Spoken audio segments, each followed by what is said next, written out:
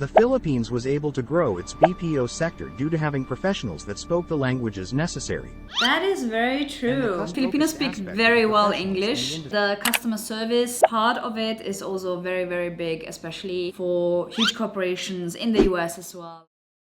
Are we ready to learn something new? What's up, Philippines? Welcome back to another video with your host Nelly. I am doing an educational video today. Today I'm reacting to the Philippines' main source of economic growth. And I thought it's exporting manpower. I mean, I don't know, maybe it is, but I think it's something else. Let's watch. Shall we? The Philippines is often referred to as a country from which the export of services rather than manufactured goods is the principal engine for economic growth. Just what I said.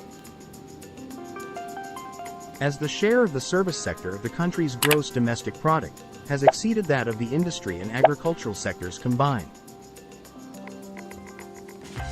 In the first quarter of 2023, the service sector contributes to about 60.6%, while the industrial sector contributes 29.3%, and agriculture, forestry, and fishing contribute about 10.1% to the country's economy. The ITBPO industry and the services provided by overseas Filipino workers constitute to almost 20% of the country's GDP. According to the IT and Business Process Association of the Philippines, the total ITBPO headcount reached 1.6 million in 2022, with revenues for the sector rising to $32.5 billion. That's crazy! For the record, the country holds 10% market share of the global ITBPO market. 10% of the global Personal share. remittances to the Philippines sent by Filipinos abroad are rapidly growing. According to the World Bank, the Philippines is expected to be among the top recipients of remittances this year, with money sent from overseas seen to reach $38 billion. These remittances came over from 11 million Filipinos worldwide, working or residing outside the country. The Filipino diaspora is one of the largest and most spread out in the world. Indeed, it is estimated to consist of over 10% of the country's population. Countries with the highest Filipino population are the United States, Canada, Saudi Arabia, United Arab Emirates, and Japan. Yeah, I have a lot of people watching from Canada and the US. The 2 million marks in international arrivals for the first 5 months of 2023, surpassing last year's baseline target. And these accounted for more than 100 billion pesos in estimated visitor receipts. For 2023, tourism is booming in the Philippines. It's getting better. 8 million international arrivals and more than 120 million domestic trips. The Philippines has been one of the most dynamic economies in the East Asia Pacific region. With increasing urbanization, not as much as a growing Indonesia, middle class, Bali. and a large and young population, I think it's 8 million the here. Philippines' economic dynamism Just on is rooted Bali. in strong consumer demand supported by a vibrant labor market and robust remittances. Business activities are buoyant with notable performance in the services sector, including business process outsourcing, real estate, tourism, and finance and insurance industries. So much finance. As a newly Go down industrialized Makati Avenue, country, it's just the banks. Philippines' economy is in transition from one based on agriculture to services and manufacturing. The services sector of the Philippines overtook the industrial sector in terms of contribution to the GDP during the early 1980s, increasing from 36% in 1980 to more than 61% as of 2022. Which was higher than the 60.5% share recorded in 2021. The services sector now employs an equivalent amount of the country's workforce, which is more than the agricultural and industrial sectors combined, employing more than 58% of the Philippines' workforce. 58% of the Philippines business workforce. Process outsourcing, BPO, has played a significant role in sector growth. BPO, yeah. The Philippines was able to grow its BPO sector due to having professionals that spoke the languages necessary, partly due to the interest in U.S. culture, of which the country is the Philippines' largest BPO market. That is very true. And Filipinos speak very well English, easily understandable. Supporting the growth and expansion of the ITBPM industry offers many opportunities for other industries. A buoyant outsourcing industry bodes positively well for the real estate sector as a result of increased demand for office space and residential condos, in addition to its benefits for the transportation, telecommunications, hospitality, Yeah, we're back to and retail working in an sectors. office again. No more The pandemic, BPO industry, no more since home its office. inception, has grown at rapid speed Unfortunately. and has acquired significant traction in the global market share. This growth is attributable to the increasing demand of enterprises to reduce costs, focus on their core business activities, and handle problems such as a shortage of skilled personnel. Based on a 2021 report released by Deloitte, BPO-related enterprises include IT services at 54%, Wow. finance, 44%, IT services, payroll yeah. services, 32%, and customer service or contact centers, Customer service, 22%, very, very big one. are the most often outsourced services. Chances Despite the that you are COVID-19 calling a customer pandemic, service recent line and the economic Filipinos on the headwinds, phone global are BPO pretty high. industry has grown spontaneously with an estimated value of $164.7 billion in 2022 and is expected to reach $381.6 billion by A friend of 2030. mine works in that industry. It's crazy. According to IBPAP, the BPO industry currently employs 1,600,000 full-time employees and expected $35 billion worth of revenue in the 2023. Wow. This That's is attributable to insane. the pent-up demand from global customers, the higher confidence in a work-from-home setup by clients of contact centers and business process services, and growth in e-commerce, financial, and healthcare technology. The BPO industry I plays an honestly, I important couldn't do role in the customer Philippine service. economy's recovery from the pandemic. Although it was also adversely affected by COVID-19, it adjusted relatively quickly and has invested in infrastructure that enabled it to keep its operations going.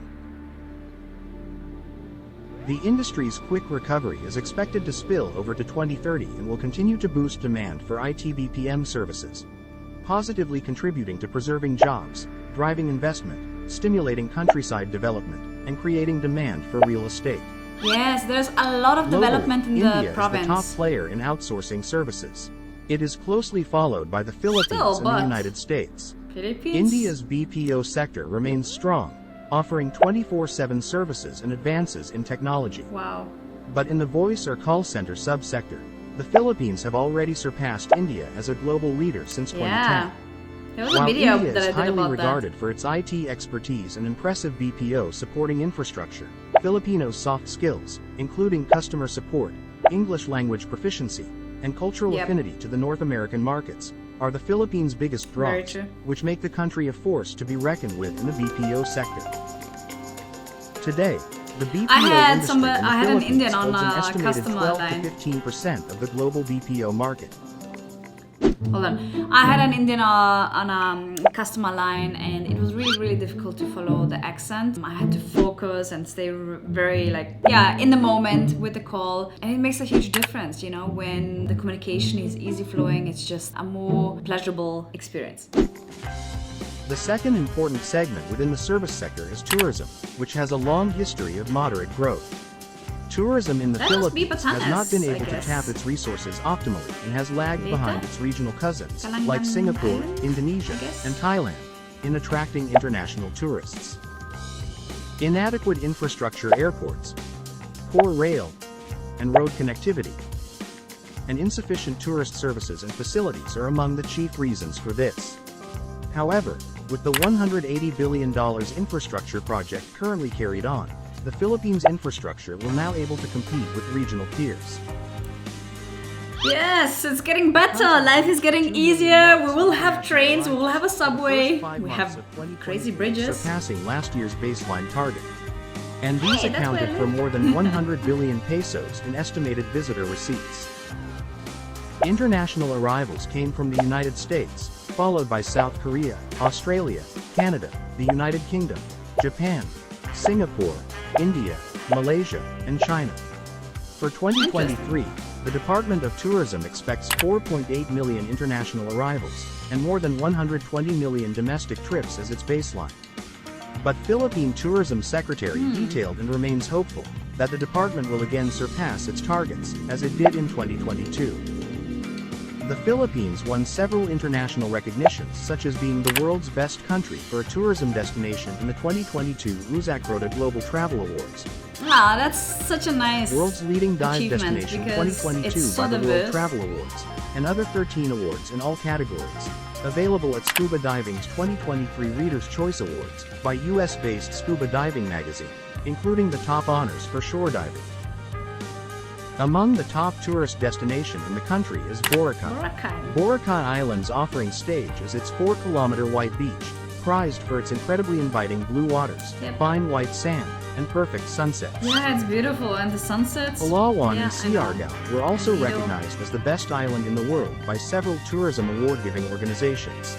The Philippines ushers in a new era for tourism built upon the strength of its cultural identity, its unity as a nation, and renewed global interest the country's offerings.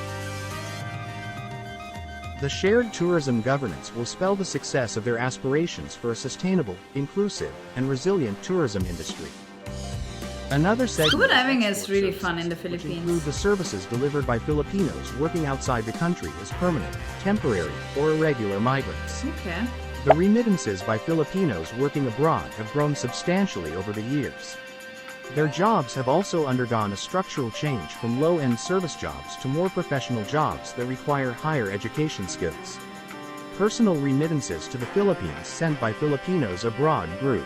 According to BSP That is so data, much shows money. that from Like January you to guys November, who are working abroad? remittances increased by 3.4% to $32.6 billion in 2022 from $31.6 billion in the same period of 2021. The Philippines is expected to be among the top recipients of remittances this year, with money sent from overseas soon to reach $38 billion, according to the World Bank. It ranks fourth globally, as India is the top recipient country for remittances in 2022 with a benchmark of $100 billion, followed by Mexico with a tally of $60 billion. On the other hand, remittances to China are estimated to reach $51 billion this year, while Egypt is expected to receive $32 billion. That's not bad, considering how big have been one China of is the in strongest and comparison. fast-growing sectors of the Philippine economy. While this performance is considered stellar by most analysts, there is still huge potential for increasing value added in services outputs and deepening participation in global value chains. Taking advantage of this unique competitive advantage in the services sector, the Philippines aims to position itself as the core Why of are they services showing trade in Southeast Asia and Westerners? the Asia-Pacific region.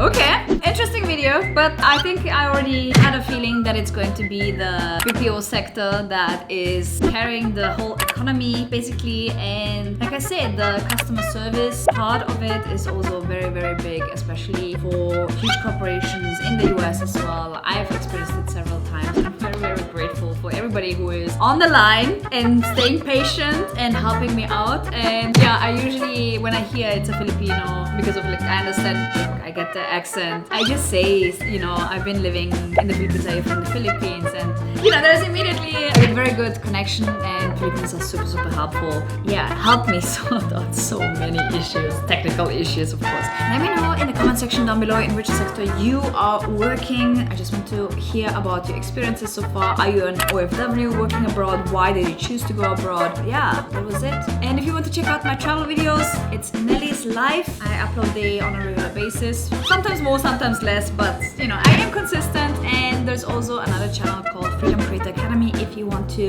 like me, become a YouTuber one day and make it your living. Follow for free advice. Everything is linked in the description box down below, so you can just help yourself. Alright, that's it. Have a good day. What's up, Philippines?